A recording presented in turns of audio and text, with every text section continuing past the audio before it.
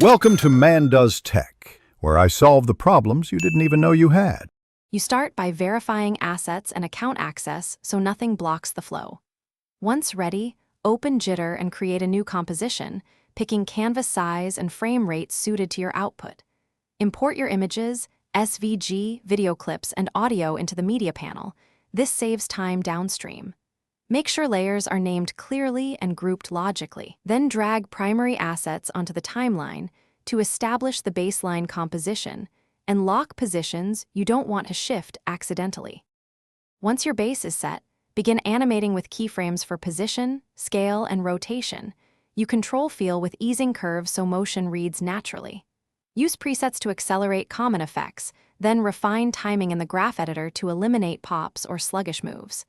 Nest compositions to manage complex sequences and add masks, blend modes, and subtle 3D transforms for depth.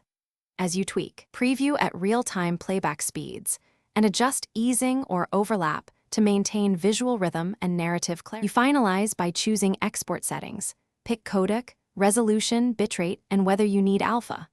Once done, run a frame-accurate preview to confirm audio sync and color fidelity. Export a short test clip to verify performance on target platforms.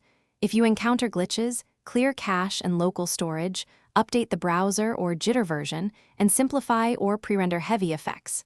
If exports still fail, isolate the problematic layer and replace or rasterize it to restore stability before the final render. Thanks for watching. If you found this helpful, don't forget to like and subscribe.